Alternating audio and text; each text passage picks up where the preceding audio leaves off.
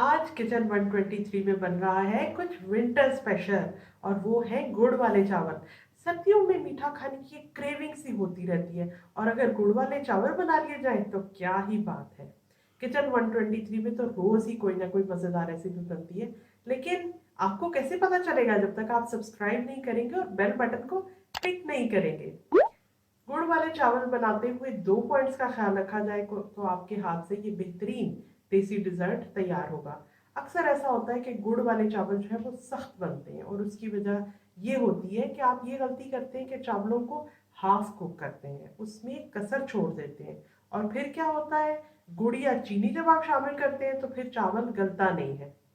दूसरी गलती आप ये करते हैं कि गुड़ की बड़ी बड़ी डलियां, जैसे ये साबुत मौजूद है, इसको इसी तरह डेगची के अंदर डाल देते हैं और फिर ढेर सारा पानी उसमें ऐड करके पका पका कर शीरा बनाते हैं। आपने गुड़ को छोटे पीसेस में तोड़कर थोड़ा सा पानी डालकर उसका शीरा बनाना है। गुड़ वाले चावल बनाने के लिए सबसे पहले तो दो इंग्रेडिएंट्स, एक तो हम चावल लेंगे, सेला चावल लेंगे ताकि हमारे गुड़ वाले चावल खिले खिले पके, आपस में जुड़े हुए, बिल्कुल चूरा हुए हुए और टूटे हुए ना पके। तो ये 2 कप सेला चावल है।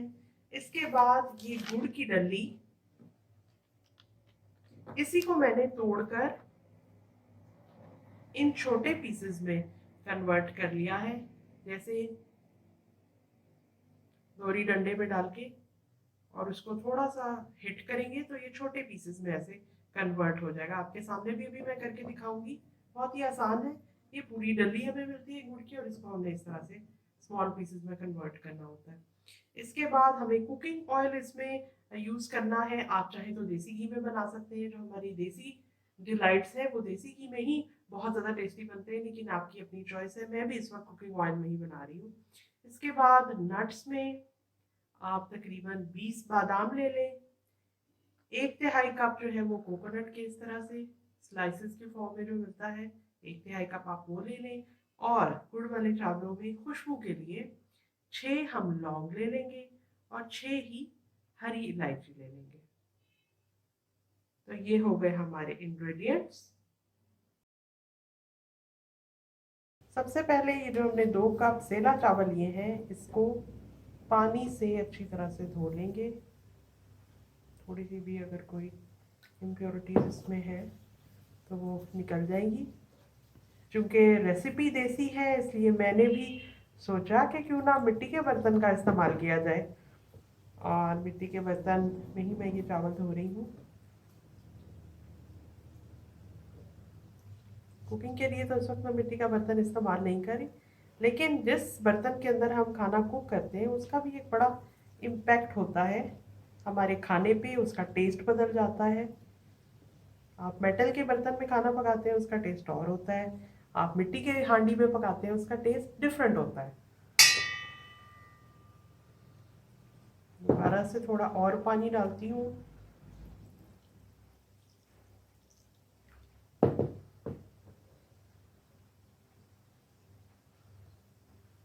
मेरे चावल निस्बतन साफ़ ही हैं इसलिए इनको इतना चुनने वगैरह की ज़रूरत नहीं है, लेकिन अगर आपके पास जो चावल मौजूद हो, अगर वो थोड़े से गंदे हो, उनको चुनने की ज़रूरत हो, उसमें वो जो छिलके समेत जो कुछ चावल आ जाते हैं उनको निकालने की ज़रूरत हो, तो भिगोने से पहले आप वो ज़रूर निकाल दें। ये 20 बादाम जो मैंने लिए थे इसको भी मैं इस बोल के अंदर डाल के, इस केटल में गर्म पानी है, स्टीम आ रही है। गर्म पानी में आधे घंटे के लिए ये बादाम भीगे रहेंगे। ये जो इलायची है, 6 इलायचियाँ हमने ली थी, उसका मुंह खोल के हम इसमें से ये दाने निकालेंगे और इसके अंदर दोरी डंडे के अंदर डाल के, छोटे से साइज़ का मार्बल का ये दोरी डंडा मेरे पास है।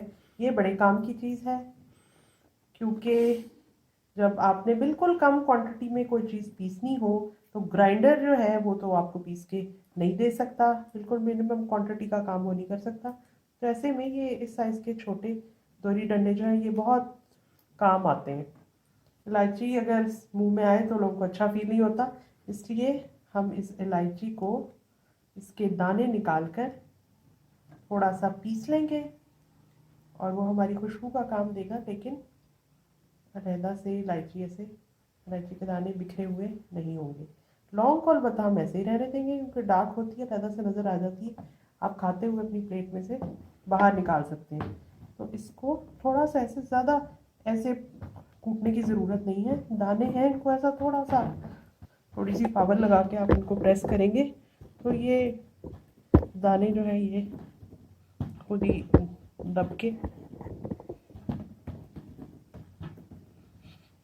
जो हम चाहते हैं कि ज़रा ये पाउडरी फॉर्म में आ जाएं, वो आ जाएंगे। इसका एक और फ़ायदा ये होगा कि इस तरह से करने से हमारे गुड़ वाले चावल में खुशबू भी, महक भी ज़्यादा आएगी। ये देखें, इसको मैं मज़ीद थोड़ा सा करूँगी और हमारी इलायची के दाने पिस गए हैं। बिल्कुल पाउडर फॉर्म में नहीं हुए, लेकिन अब ये ऐसे हो गए हैं कि ये एटलीस्ट मुंह में नहीं आएंगे। तो इसको मैं निकाल के अपनी सी छोटी सी प्याली के अंदर डाल दूंगी। एक काम तो हमने जोरी डंडे के साथ ये कर लिया। दूसरा काम हम ये करेंगे कि ये जो गुड़ की फुल साइज़ की डलियां हैं, इसको भी इसी के अंदर आसानी से आप तोड़ सकते हैं। जैसे ये देखिए, मेरे पास जो 2 डलियां मौजूद हैं, एक ये ज़रा डार्क कलर की है, एक लाइट कलर की है। कोई ख़ास फ़र्क नहीं है, बस इसको थोड़ा सा ज़्यादा कास्टिक सोडे का इस्तेमाल करके इसका लाइटर टोन बना दिया गया है, इसका थोड़ा सा डार्क रखा गया है। कोई फ़र्क नहीं पड़ता, जो भी आपको मिल जाए, टेस्ट एक जैसा ही होता है। तो इसमें से कोई सी भी मैं ले लूँगी। गुड़ को जब मैंने दोरी डंडे के अंदर डाला और उसको थोड़ा थोड़ा सा हिट किया, तो इस तरह के छोटे पीसेस बन गए। अब इनका शीरा बनाना जो है वो बहुत आसान होगा। थोड़े से पानी के अंदर आसानी से ये घुल जाएंगे और अच्छा सा शीरा बन जाएगा। आधा घंटा तकरीबन होने वाला था, तो बादाम जो कि गर्म पानी में भीगे हुए थे, उसके छिलके आराम से उतर गए। ये देखिए, इनको भी मैं मज़ीद हाफ्स में कर लूँगी तो फिर ये डबल हो जाएंगे। बादाम का छिलका उतारने का काम मैंने कर लिया। अब साथ ही ये करती हूँ कि इस पॉट के अंदर, जो कि खुला और फैला हुआ है, इसमें मैंने तकरीबन जितने मैंने चावल लिए थे 2 कप, उससे 4 गुना 8 कप पानी इस पॉट के अंदर डाला। और अब मैं चूल्हा जलाने लगी हूँ, इसको बॉईल करूँगी और इसके अंदर हमारे गुड़ वाले चावल के लिए चावल बॉईल होंगे। चावल के पानी में बॉईल आ चुका है। इसके अंदर मैं अपने ये भीगे हुए चावल डाल देती हूँ। कोशिश ये कर रही हूँ कि जिस पानी में भीगे हुए थे उसमें से निकाल के इस बॉइलिंग वाटर के अंदर जाएं, और फिर हम चेक करेंगे कि ये कितनी देर में फुली डन होते हैं। इस मामले में एहतियात की ज़रूरत है। अगर हमने कच्चे चावल निकाल लिए और उसे शीरे में मिक्स कर दिया तो फिर वो गलेंगे नहीं, सख्त गुड़ वाले चावल तैयार होंगे। बादामों के मैंने 2-2 पीस कर लिए और चावलों को चेक करते हैं। ढक्कन बंद करके मैं पका रही थी क्योंकि सेला राइस है, ये इट्सल्फ थोड़ा सा हार्ड होता है। तो अगर खुले ढक्कन के साथ हम पकाएं तो कुकिंग टाइम और भी ज़्यादा हो जाता है। तो मैं इसको चेक करती हूँ। देखने में तो लग रहा है कि ये गल चुके हैं।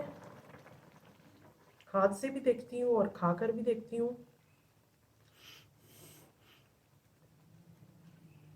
ये गल चुके हैं।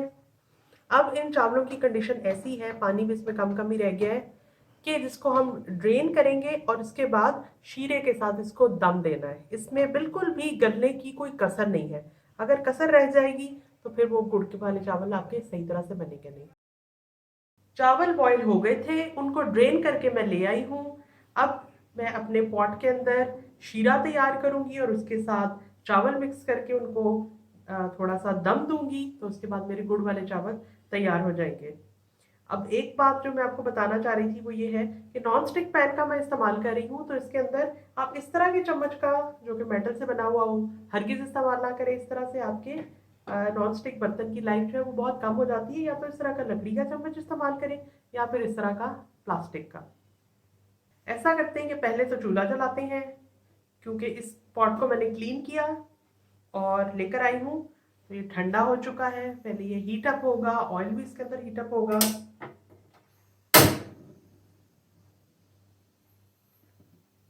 इसमें हम नट्स डाल के थोड़ा सा फ्राई करेंगे और उसके बाद इसमें ये 2 कप गुड़ है जो कि मैं यूज़ करूँगी। अगर आप मीठा थोड़ा सा कम खाते हो तो आप 1.5 कप, 2 कप चावलों के लिए 1.5 कप गुड़ भी हल्के मीठे के लिए डाल सकते हैं, ये आपकी चॉइस है। इलायची के दानों को मैंने ऐसे पाउडर फॉर्म में किया था। लौंग अलबत्ता साबुत रखी है, इसको डाल देती हूँ। कोकोनट के स्लाइसेस हैं, बादाम भीगे हुए 2 हिस्से किए हुए, छिलका उतरे हुए,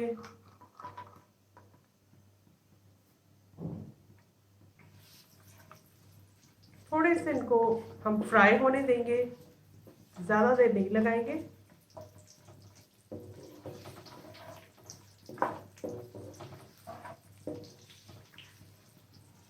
सर्दियों में ही गुड़ वाले चावल खाने का मज़ा है।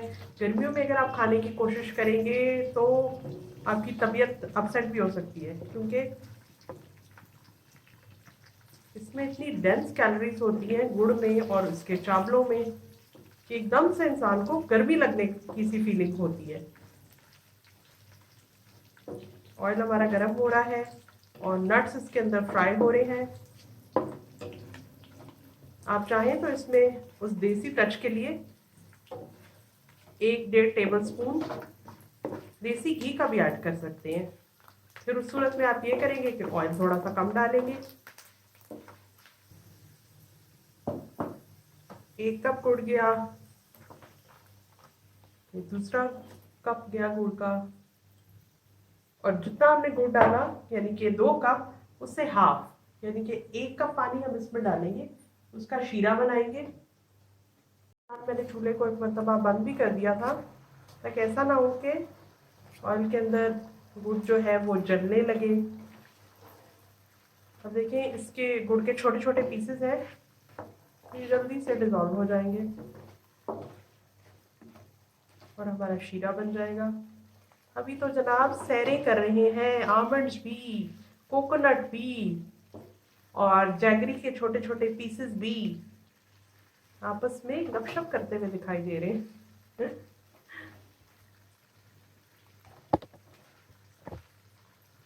इलायची और लौंग से खुशबू आ रही है।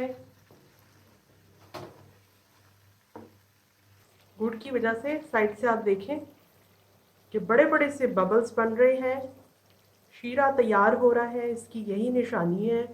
कुछ देर इसको हमने पकाना भी है ताकि शीरा बन जाए और जो लिक्विड है वो हमारे पास इतना कम हो कि फ़ौरन से वो हमारे बॉइल्ड राइस के अंदर एब्जॉर्ब हो जाए और बस हम उसको दम दे दें।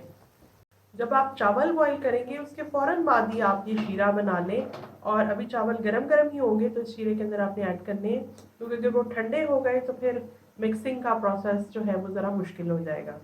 और एक और बात ये कि अगर आप कोई नई रेसिपी बना रही हो जिसके बारे में मशहूर हो कि ये ज़रा मुश्किल है, ख़राब हो जाती है, तो मेरी राय ये है कि आप कम क्वांटिटी में बनाएं। जैसे मैंने अगर ये 2 कप बनाए तो आप पहली दफ़ा अगर बना रहे हैं तो 1 ही कप बनाएं, ताकि अगर ख़राब भी हो जाए तो आपको ज़्यादा अफसोस ना हो।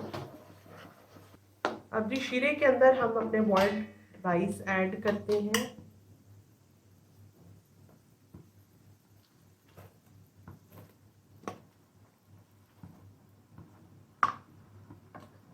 राइस ऐड करते हुए मैंने फ्लेम कम कर दिया, थोड़ा डेंजरस हो जाता है, लेकिन जब मैं पूरी तरह से इसको बॉइल्ड राइस को अपने पॉट में डाल दूंगी तो फिर मैं फ्लेम तेज़ कर दूंगी और तेज़ फ्लेम पर ही शीरे के साथ अपने बॉइल्ड राइस को मिक्स करूंगी।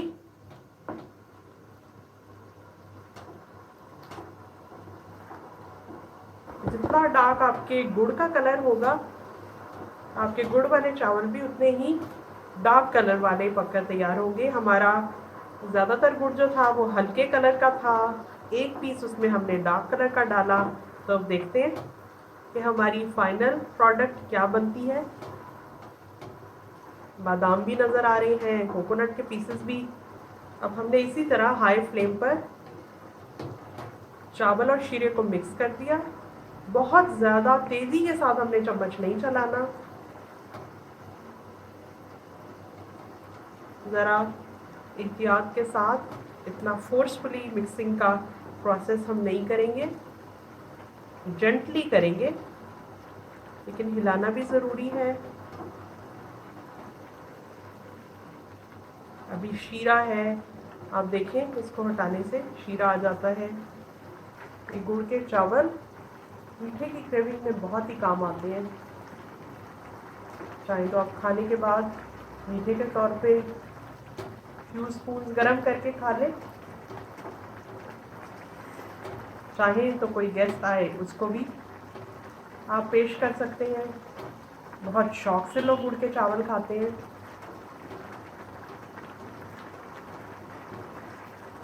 और बेसिक टेक्निक ना आने की वजह से अक्सर लोगों के गुड़ के चावल अच्छे नहीं तैयार होते। तो आप जब बहुत अच्छे पके हुए उनके सामने रखेंगे तो यकीनन वो तारीफ़ भी करेंगे और खाते हुए बहुत एंजॉय भी करेंगे। लगातार हाई फ्लेम के ऊपर मैं इसी तरह मिक्सिंग का काम कर रही हूँ और कोशिश कर रही हूँ कि थोड़ा थोड़ा मैं इनको स्टर करती रहूँ, एक जगह पर चिपक ना जाए। वैसे तो नॉनस्टिक पैन में चिपकते नहीं हैं।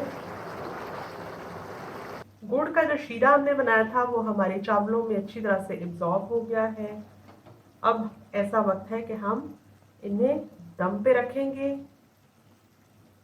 और उसके बाद इसे डिश आउट करेंगे।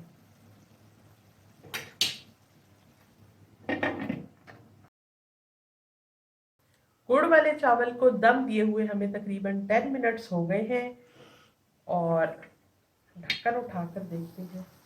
वाह, चेक करते हैं। देखें शीरा बिल्कुल खुश्क हो चुका है, दम में आ गए हैं चावल और बस इतनी सी देर है कि डिश आउट करें और अटैक कर दें।